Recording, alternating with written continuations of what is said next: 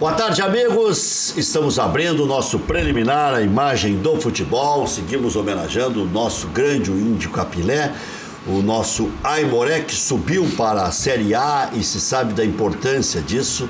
Ontem à noite mesmo, Vladimir Chielli, nosso convidado especial, Paulo Nerbes, torcedor do Aimoré, filho de um ex-dirigente do Aimoré, professor de teologia aqui da UBRA, sabe todas as histórias, inclusive parece que tem até a duplicata do Santos que não pagou ainda o Aimoré pelo Mengalvio. Mas nós vamos conversar sobre isso ao longo do programa. O Paulo Nerbes, que vai a todos os jogos do Aimoré, torcedor. Deve ter prescrito, né? Umas 5 vezes, vai. Não, umas 15 vezes já. Bom, mas estão com o Vladimir Chielli, com o Paulo Nerbes. Vladimir Chielli. Nerbas. Nerbas. Então faltou um azinho aqui. Isso. Então, Nerbas e o Maurício Freitas faremos o nosso programa até a 1h45.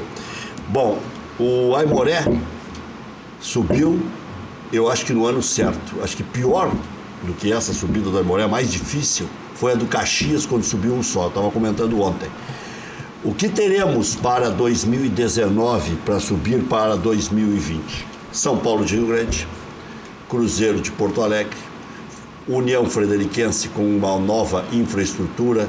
Fizeram lá um bairro que é só de parceiros do União Frederiquense, vai ficar muito forte, vai ficar muito engajado o sistema lá no União Frederiquense, vai ser difícil a Série B.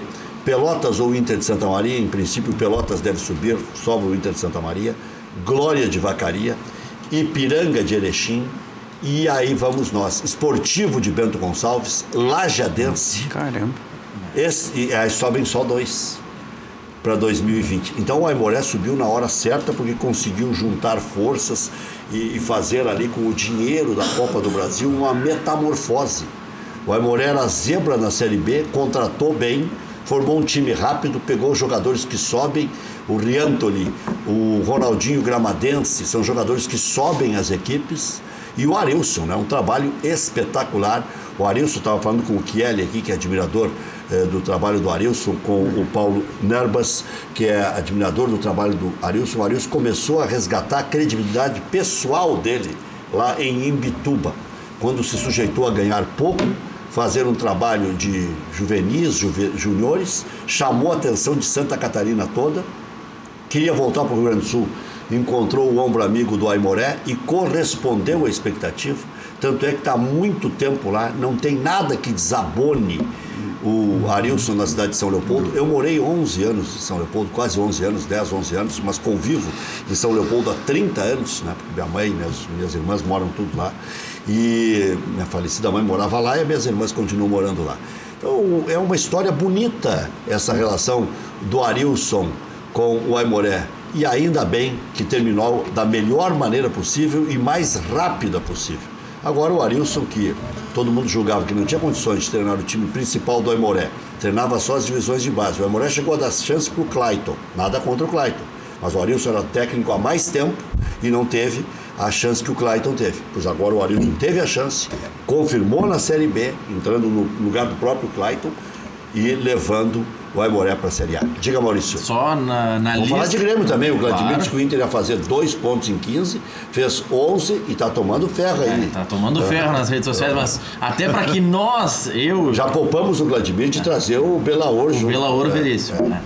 Só para que... O Vladimir já tá tomando ferro nas redes sociais. Só para que o REC não tome ferro, nem eu tome ferro, vou citar outros 2 grandes que estão na divisão de acesso. O Passo Fundo e o Grêmio Esportivo Bagé. O Bagé, mas o Bagé ficou muito tempo na C. O Bagé tem uma estrutura já diminuída. Vai ter que ser reconstruído. O Bagé não... Mas tem uma baita cidade. O Bagé não classificou para a segunda fase pelos critérios. Teve a mesma pontuação do Lajadense. Não. Então, é uma camisa forte também. Tá. E do Aimoré... Daí já citamos 10. Quantos disputam? São 16. Pois é, só não citamos os outros 6. Daqui a pouco vamos citar os outros 6. Vamos citar os outros 6. Então Vamos ver. Que disputaram esse ano. Tá. Pelotas, tende a subir. O Aimoré que subiu. O Santa Cruz e o Brasil de Farroupilha caíram para a Série C. Então são 14. São 14 que dois da C. subir. É isso aí. Então aqui nós só não citamos 14, 4. Só não citamos 4. Nós não citamos. Vamos lá. O Inter de Santa Maria. Já citei. O São Gabriel. Não, São Gabriel não citei. Não citou. 11, então. São Gabriel, o Tupi de Criciúma foi bem. Avançou de fase. O Igrejinha. O Igrejinha, que tem uma base muito forte, com o Everton Luiz, que trabalhou no Internacional, não sei se ainda é, que jogou no Internacional, não sei se ainda é ele.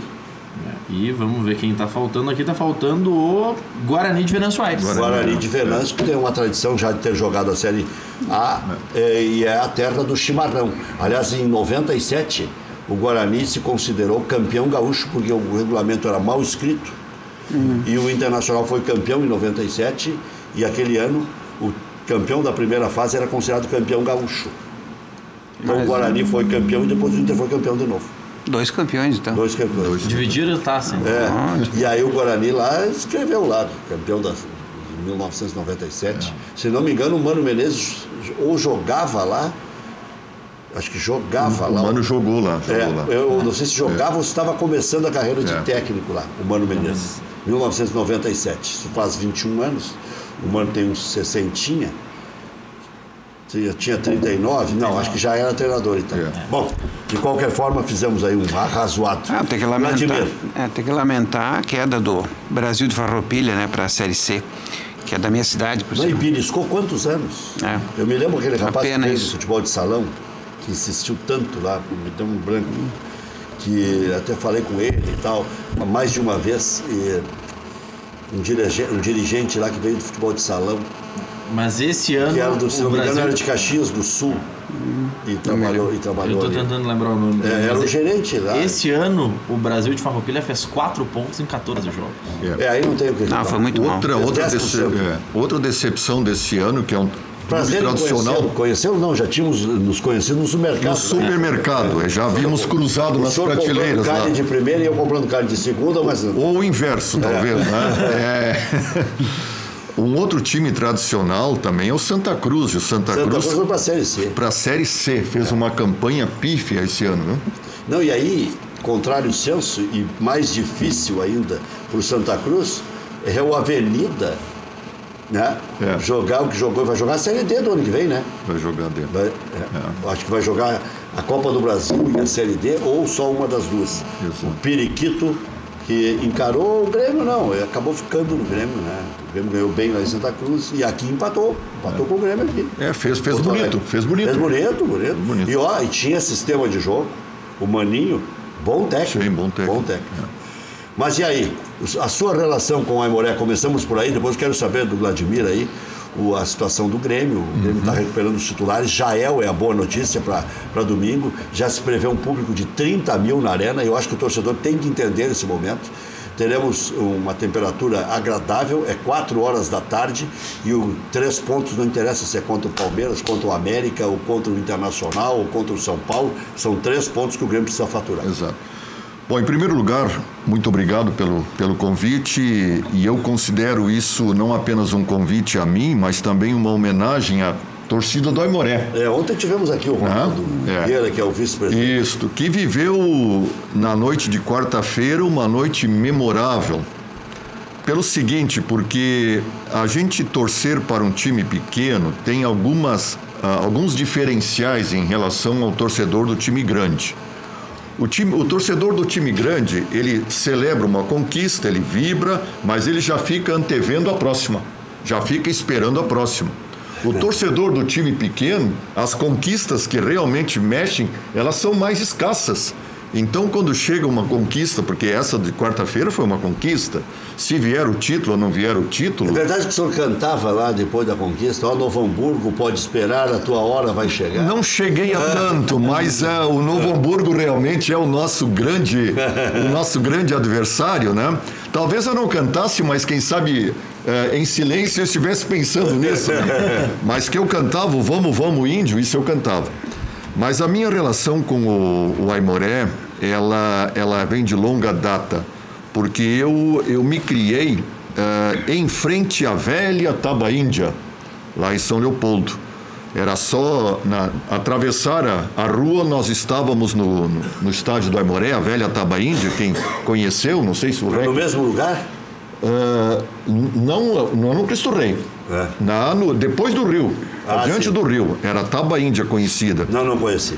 E lá, então, eu me criei em frente à Tabaíndia, não perdia nem treinamento do Aimoré. Inclusive, nós tínhamos lá um grupo de amigos, uma gurizada, como a gente chamava na época, e estávamos nos treinos, e quando os treinos terminavam, o saudoso roupeiro do Aimoré, o seu Lírio Halbert, a viúva dele ainda vive lá no Cristo Rei. Ele dava aqueles sacos de lona. Quem O Lírio Halbert, que era o roupeiro do Aimoré. A viúva dele está viva, ainda tem 90, Dona Laides. Então, a Dona Laides é que mora ali no Aimoré. Mora, que é a viúva do seu Lírio Halbert, que era o roupeiro. Eu sou amigo dela. E o seu Lírio... Lírio... visito ela todas as vezes que eu vou no estádio do Aimoré. Pois é. O seu Lírio, ele dava aqueles sacos de lona para nós, como guris, juntávamos ali os fardamentos e bolas e tudo, e depois ganhávamos uma bola para bater bola ali. Então, na minha família, a gente respirava Aimoré, a gente vivia Aimoré. O assunto em casa era Aimoré. O meu pai foi vários anos diretor, naquele tempo se chamava do Juvenis do Aimoré. E foi da época, por exemplo, que eu posso contar o grande Alcindo do Grêmio. Marta de Freitas. Alcindo Marta de Freitas, o bugre chucro. Ele começou no Juvenis do Aimoré e... Depois passou para o Internacional. Depois passou e os irmãos dele jogavam no Aimoré, o Kim e o Alfeu. Só para vocês terem ideia, que tempos, né? O meu pai, como diretor, várias vezes ele deu o dinheirinho da passagem para o Alcindo ir de São Leopoldo a Sapucaia depois dos treinos. E depois se tornou o grande Alcindo, que os gremistas têm boas memórias, boas lembranças até hoje. Depois, quando o Aimoré, então, inaugurou o Cristo Rei, o estádio Cristo Rei, eu, na época, tinha 11 anos e eu lá estava, junto com meu pai, no dia da inauguração, um jogo festivo, Aimoré Internacional, treinado o Aimoré pelo Carlos Froner, grande Carlos Froner, Capitão Froner, e o Aimoré, então, no jogo de inauguração do Cristo Rei, venceu o Internacional por 1-0. Gol do centroavante Uga. Isso foi em 1961. Mas o grande ano da história do Aimoré, sem dúvida nenhuma, foi 1959, quando o Aimoré ficou vice-campeão gaúcho. A decisão foi com o Grêmio no Olímpico e o empate bastava para o Grêmio na época. O Aimoré estava vencendo por 1-0 e no final do jogo, no abafa, o Ayrton Pavilhão fez o gol de empate para o Grêmio e o Grêmio ficou campeão em 59. Aquele time de 59 é inesquecível e eu decoro o time até hoje. Sully, Saúl Mojica, Toruca, Marinho, Ossoligo e Carlos, Mengalvo e Fernando, Telmo, Marino, Mabílio e Gilberto Andrade. Quando é que o Lumumba jogou lá? O Lumumba jogou em 1962. Paulo Otacílio de Souza. E a ida do Lumumba para o Aimoré foi interessante. O Grêmio fez uma excursão à Europa naquele ano, 1962, e coincidiu com uma convocação da seleção brasileira. E o Ayrton foi convocado para jogar pela seleção brasileira. Então, o que o Grêmio fez? O Grêmio pediu emprestado para o Aimoré o Toruca, que era o maior zagueiro que talvez passou pelo Aimoré até hoje. E em troca do empréstimo... O Filipão passou por ali, o Neurilene passou por ali. Meu amigo, o Filipão e as suas roscas eu não esqueço até hoje.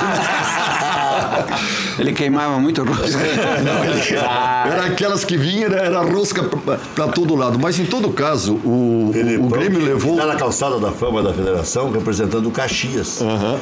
Do Aimoré ele foi para o Caxias.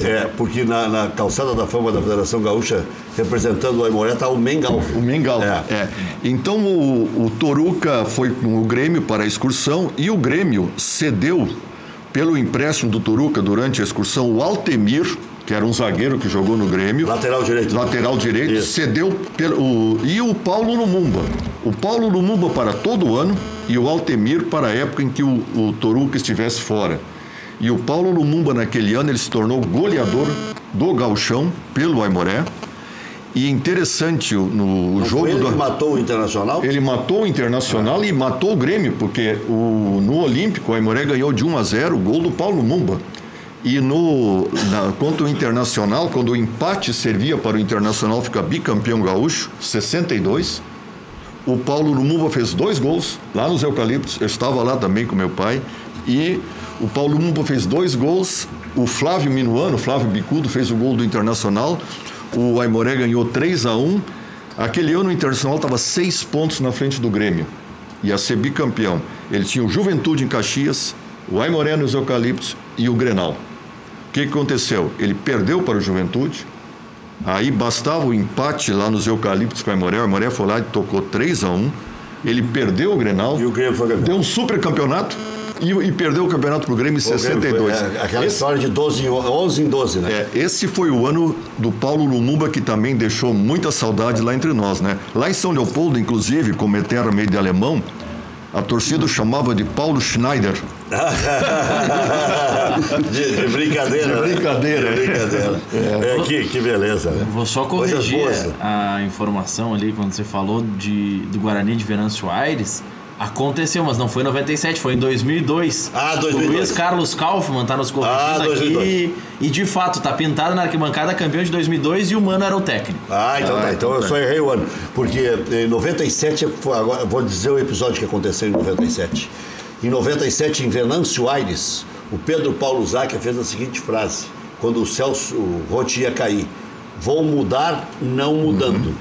Por isso que esse ano ficou na minha cabeça. E foi lá em Venâncio Aires. Não foi do Ibsen essa frase? O Ibsen e o Záquia usou. Me lembro. Eu que mesmo que contei essa história, olha essa frase aí, o Záquia não ia criar essa frase. E aí o Ibsen fez e passou para o presidente, e o presidente é que proferiu a frase. O Ibsen é o maior frasista do país hoje, né? Então, o Ibsen disse uma vez para um técnico, o técnico disse, mas doutor Ibsen, você quer um time organizado, mas não temos dinheiro e tal, aí não dá para fazer um time bom. Diz, então me faça um time ruim e organizado. Pelo menos empatar. Pelo menos a organização tem que ter. Me faça um time garantido. ruim e organizado. O Ibsen é sensacional. Mas ele tem algumas frases também que são difíceis de engolir, né? Que a diferença entre o bom e o ruim é só o preço. Ele é muito bom no debate. Uma boa parte das vezes, sim, né? Mas... Nós já estamos vendo uma discussão agora aí entre Jael e André. Por enquanto, Jael que diziam lá no início da contratação que era o ruim e que agora a torcida considera o bom. E o André era o cara. Qual é essa tua colinha aí que estava interferindo no microfone? Porque esse teu telefone é poderoso aí. Qual é a colinha aí? Vamos ver. Não, a colinha aqui que eu tenho é só... Tu já esperava essa pergunta, né? Eu ia falar em má fase, alguma coisa, ou queda de rendimento, e você veio com o desempenho de maio, é isso? Claro, o desempenho do mês de maio do Grêmio é de tirar o chapéu, de Real Madrid para cima. Madrid para cima? Real Madrid, o que está acima? Real Madrid pode ser treinado. Talvez o Grêmio. Talvez o Grêmio no final do ano.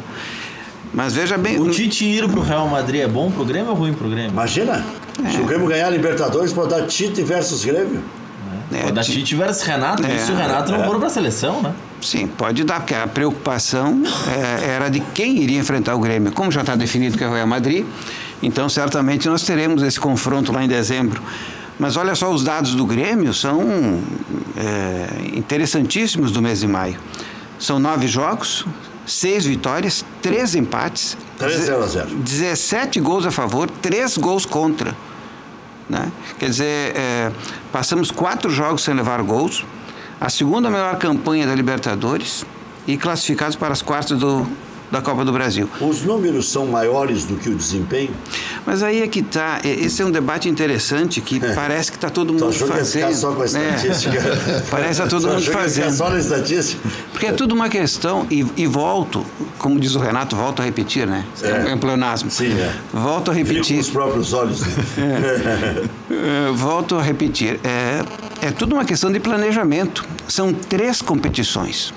E nas 3 competições, uma delas com 38 rodadas, é evidente que a equipe tem que se planejar para adotar um procedimento diferenciado em relação àqueles mata-matas. Quantas partidas nós temos ainda na Copa do Brasil?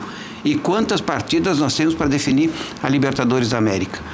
Então é uma questão também de foco e motivação de toda a equipe. Embora se fale permanentemente de que o foco é nas três, é evidente que numa competição de longo prazo, como nós temos aí no Campeonato Brasileiro, em que há possibilidade de idas e vindas, o tratamento acaba sendo naturalmente diferenciado. É uma questão natural, embora haja empenho efetivamente em todas as competições.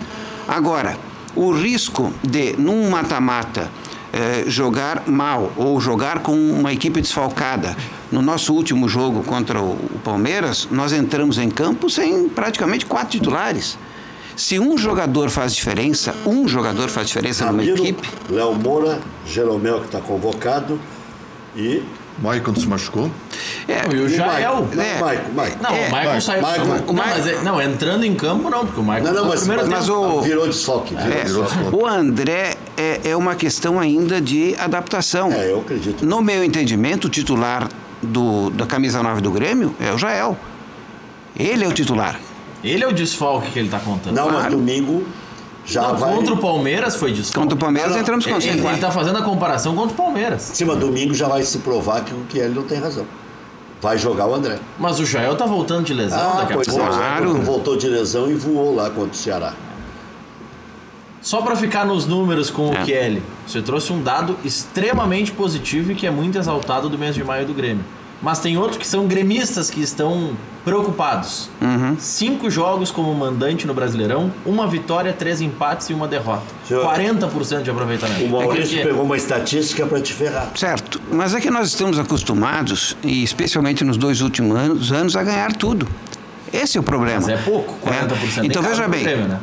qual é o papel, por exemplo, da imprensa? Né? Quando não tem fatos para narrar, tem que criar fatos. Né? E qual é a criação do fato que dá maior repercussão? Crise. Não, mas não chega a ser crise. Crise. Não. Crise, problemas. Nós somos bons, mas não então, temos veja tanta bem. competência para criar uma crise do nada. Não, são muito competentes.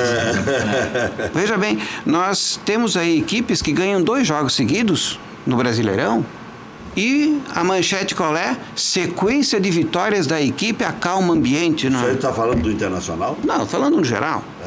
2 vitórias. Aí na terceira já dá um empate, na terceira ou na quarta já dá uma derrota. Aí já vira série de jogos sem perder. Vocês recordam quando... Mas aí um conselheiro do Grêmio vem ao programa chamado Cadeira Cativa e debate com outro conselheiro do Internacional e diz que o Inter vai fazer 2 pontos em 15.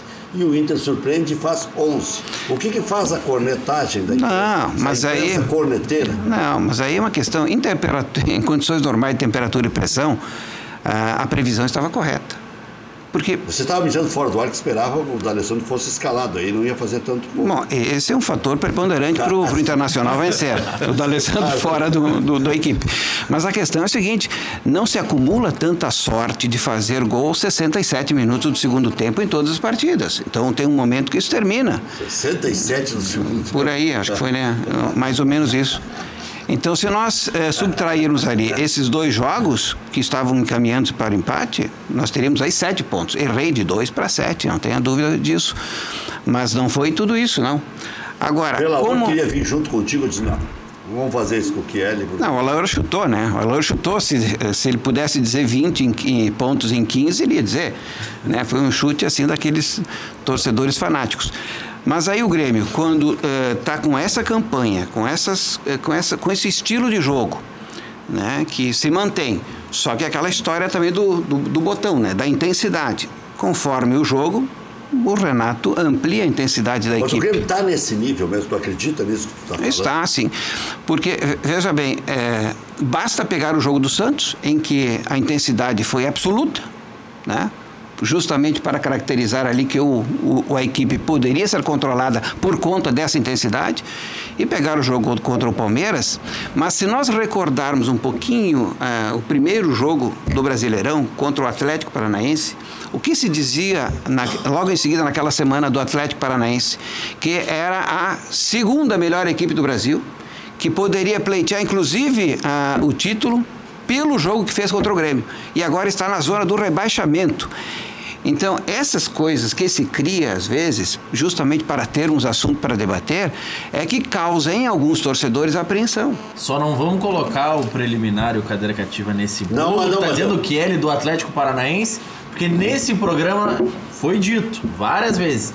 Qual o Atlético que é esse melhor do Brasil? Que classificou empatando com o Caxias na Copa do Brasil? Ou que tomou 4 gols do Tubarão em casa? Eu até ironizava, e depois me arrependi de ironizar pela baita partida que eles fizeram contra o Grêmio. Eu chamava de laranja mecânica do Paraná.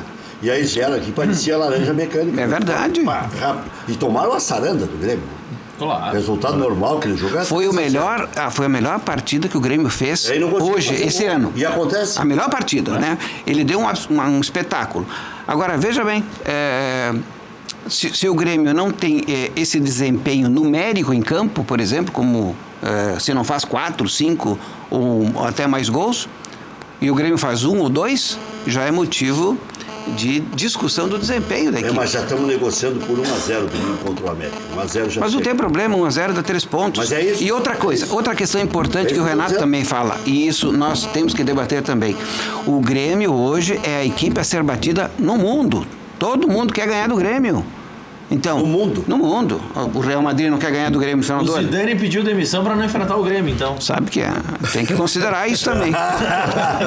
Paulo. Mas veja bem, essa questão é importante colocar. Todo mundo quer enfrentar. O Palmeiras jogou uma partida de Copa do Mundo. Porque o Roger conhecia bastante o Grêmio. Mas jogaram aplicados, jogaram intensivos, né? Jogaram a morrer, jogaram como uma decisão de Copa do Mundo. O Palmeiras está sempre debaixo de mau tempo. Né? O Palmeiras, se não jogar assim, eles derrubam todo mundo. Mas daqui a pouco eles vão lá e perdem para o América. É isso aí, quase perderam. Então, essa é a questão. O Grêmio hoje é a equipe no Brasil a ser batida. Todos querem ganhar do Grêmio. Então, cada jogo do Grêmio se torna uma pequena decisão, especialmente para o Grêmio. E, evidentemente, que o time não pode ganhar todas. Não, eu concordo contigo. E é um desafio para quem vem jogar contra o Grêmio aqui e fazer bonito. O Fluminense jogou no limite, o Palmeiras jogou no limite, o Atlético Paranaense jogou no limite contra o Grêmio. E o Internacional, então, nem se fala. O Internacional jogou e comemorou o 0-0 como se fosse final e fez bem, porque arrancou o Internacional fazer esses 11 em 15 com aquele empate contra o Grêmio. Paulo, Nervas, é colorado ou é gremista? Olha, o primeiro time é o Aimoré, sem dúvida nenhuma, mas... Está falando a verdade? Eu estou falando a verdade. Agora que nós temos a máquina aquela da Não mentira, pode, é o detector de mentira, mas entre Grêmio e Inter eu vou ser contrário ao meu colega de mesa, aí eu acompanho mais o Internacional. É vermelho. Não tem problema, não é contagioso. Mas não é contagioso? Vice-versa. Ao contrário, sim. Contagia. Eu conheço muitos ex-colorados. Ex-gremistas, nenhum. Agora como colorado, eu não imaginava que o Internacional pudesse estar onde está, sinceramente. Reagir? Chegar nessa posição, porque o que se prefigurava era uma campanha muito inferior do Internacional, pelo que vinha se observando. O senhor achava isso? Eu achava, eu acho que o Internacional... O senhor andava de fraldão antes do campeonato? Quase, de fraldão. Quando eu via lá aquele sistema do Internacional, que é um sistema repetitivo, você não vê nada de novo. O que eu acho que o Internacional está acontecendo com o Internacional? Eu acho que a defesa do Internacional está muito bem. Melhorou, o Moledo e o Cuesta estão jogando muito bem. Já se sabe a defesa de cor, né? E está segurando as pontas. E quando dá para fazer um golzinho, o Internacional faz. E teve a sorte de fazer alguns golzinhos lá no apagar das luzes lá também. Vitória e Corinthians. Que foi no final. E por falta, creio eu, um pouquinho de eficiência, um pouco maior, ele deixou de ganhar do São Paulo. Poderia ter ganho do São Paulo. Agora... Eu acho que nem foi eficiência, faltou acreditar. O São Paulo estava pedindo para perder e o Internacional não acredita em si próprio. Se no intervalo ele tira o pote que ele coloca o Nico Lopes, eu tinha quase que certeza que não teria ganhado o São Paulo. Quase que certeza. Aliás, saiu uma pergunta que, você não vai responder agora, mas o torcedor sempre faz. O que há com o Nico Lopes que não é titular desse time? Não há nada. O Nico já melhorou o astral dele, já entra mais animado nos jogos. O que há é que os técnicos não acreditam no Nico Lopes. Aí a torcida, naquele momento em que o alto-falante anuncia o time do Internacional, o mais aplaudido é o D'Alessandro, por óbvio. O segundo mais aplaudido é o Nico Lopes. O terceiro é o Danilo Fernandes, ou vice-versa. Mas é isso aí. Agora o Cuesta está sendo bem aplaudido, o Zeca está sendo bem aplaudido, Moledo. o Iago está sendo bem aplaudido, o Moledo está sendo... O Dourado está sendo aplaudido de novo. Então o Internacional recuperou, o Internacional já tem uns 8 titulares. Sem dúvida. O Damião não consegue se firmar, o Luca recém começou e o outro da beirada também. E tem o Patrick e o Edenilson, que não se sabe o tamanho que tem. Então o Internacional tem uns 6 titulares definidos e 5 ainda a confirmar. O Edenilson, o Patrick, que já teve bons e maus momentos, o Luca, o outro da beirada que tem sido o Potter e o Damião. Né? Por esta melhora, até o torcedor do Inter, eu acho que hoje já pode sonhar com uma vaga na Libertadores. Entre os 6 ou entre os 8? Depois do Vladimir Kiel, que está aqui com o olho de fusca secando. Eu até acredito que entre os 6. Entre os 6. Entre os 6. Fica entre os 20. Fica entre os 20. Entre os 20, né? Não, entre os 20 daí. Tá, mas tu acha que no Inter corre Entre os risco, 20 né? até o Paraná. Falando fica, sério agora, Vladimir, com o alto da tua sobriedade e seriedade. O Inter ainda corre risco de rebaixamento? Faltam 30 pontos, né? Não é uma marca tão simples de alcançar. Mas o 29. Mas tá as dando 30 pedreiras para ter uma margem. tem uma margem de segurança. Só que a torcida do Inter tem respondido aí nos interativos, especialmente lá na Rádio Grenal, que também faltam 29 para o Grêmio. Mas a torcida do Inter não acredita que o Grêmio corre risco. Mas eles fazem um cálculo. 29 para um, falta 29. 29 no primeiro turno, talvez. No primeiro turno tem 2 jogos. Pois é. Vamos chegar perto dos 29.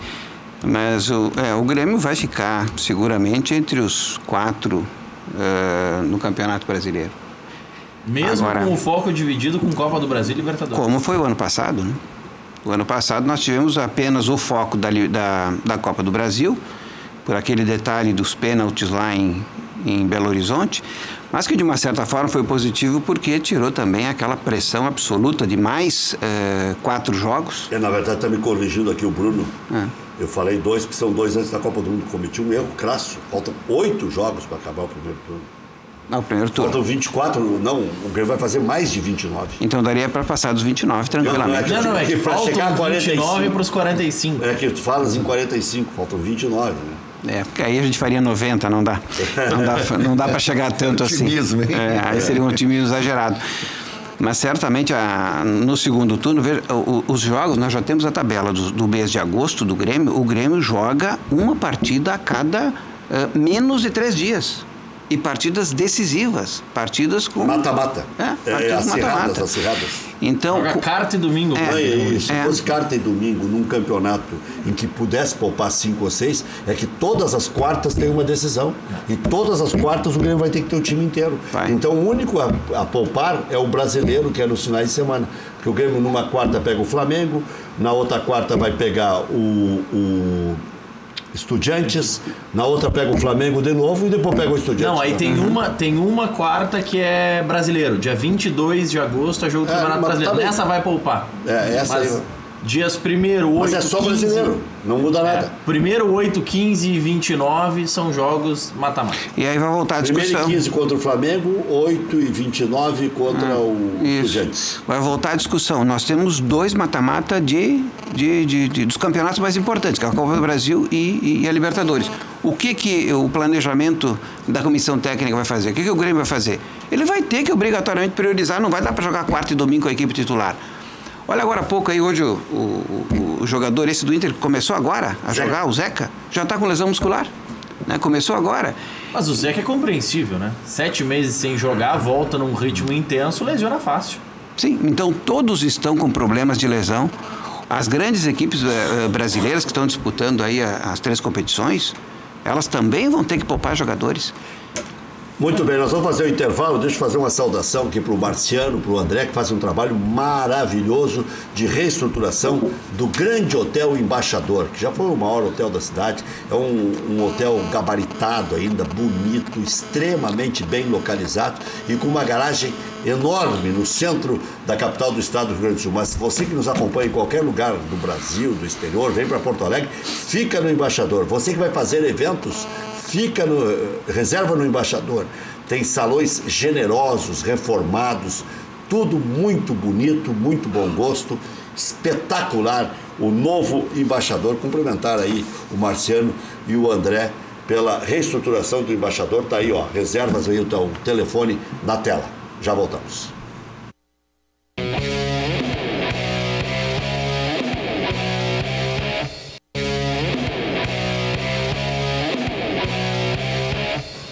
Bascaria, melhor pizza de Porto Alegre, nada bate a Bascaria, localização, charme, prazer, bom gosto, preço justo. Bascaria, Comendador Caminha 324, em frente ao Parcão. Peça também em casa pelo 3061-6262. Quer saber onde encontrar combustíveis de qualidade, promoções especiais, atendimento de primeira? Pergunta lá no Posto Boqueirão.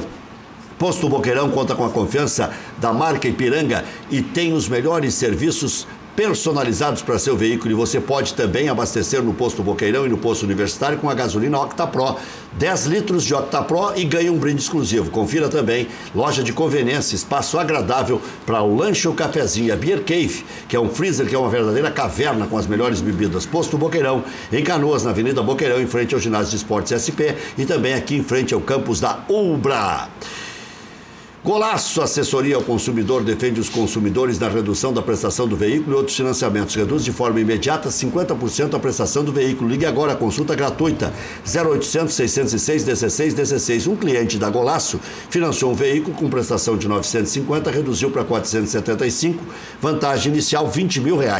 Garanta agora já esse desconto de 50% na prestação do veículo, 0800 606 1616. Se você, consumidor, quer acabar com juros abusivos na prestação do veículo e de outros financiamentos, redução imediata de 50%, ligue agora, consulta gratuita, 0800 606 1616, 0800 606 1616. FAC, materiais de construção. Sua reforma do alicerce ao telhado. Ligue 3466-6133. Fala com o seu Wilson e equipe. Fache.com.br. Um dos maiores centros de eventos de Porto Alegre está de cara nova e totalmente reformado. Tradicional Hotel Embaixador, de portas abertas para você. Jerônimo Coelho, 354, Centro de Porto Alegre. Reservas 3215-6600.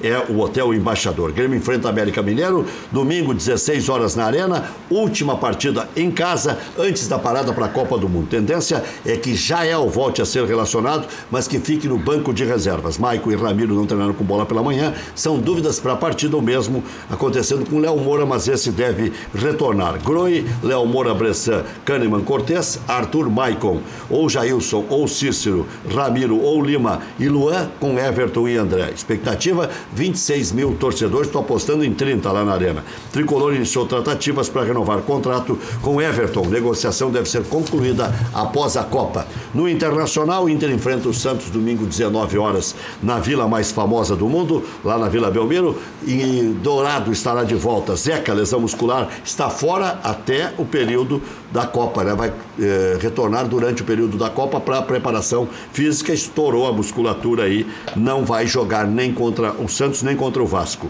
Danilo Fernandes, Edenilson, Moledo, Cuesta, Iago, ou então pode jogar o Fabiano na direita, Rodrigo Dourado, Charles, Patrick, Luca, Potker, com Leandro Damião, provável time do Internacional. Em 60 jogos, 23 vitórias do Santos, 22 do Internacional, 15 empates, é parelha a disputa. Jogos de ontem: Fluminense 0, Flamengo 2, América 1, Atlético Mineiro 3, Paraná 1-0 no Bahia, reage o Paraná. Hoje tem Juventude Londrina, 7h15 da noite pela Série B. Amanhã, 9 da noite, tem Brasil de Pelotas e Ponte Preta. Já voltamos.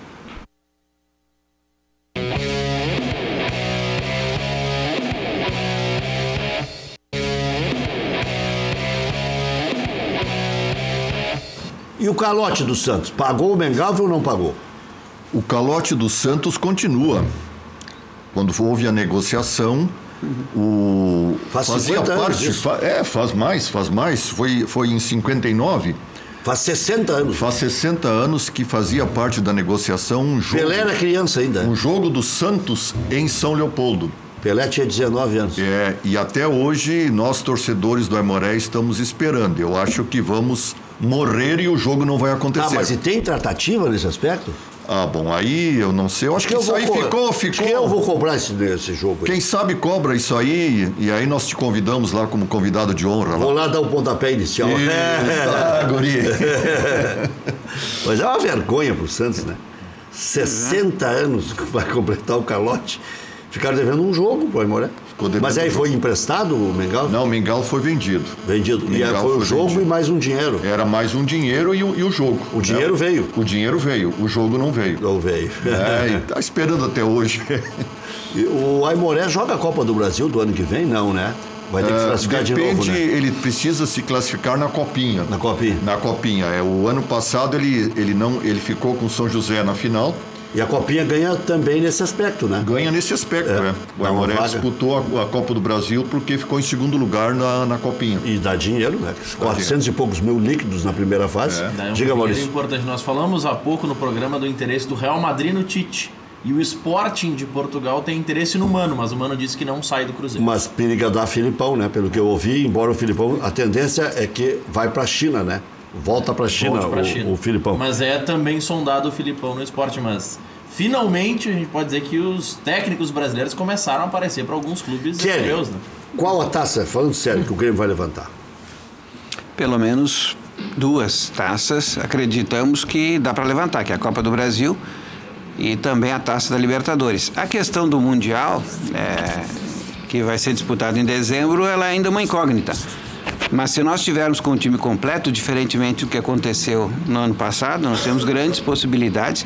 E aqui não vai nenhum exagero, né? Hoje o Grêmio tem essa condição de poder levantar 2 taças e disputar o Mundial.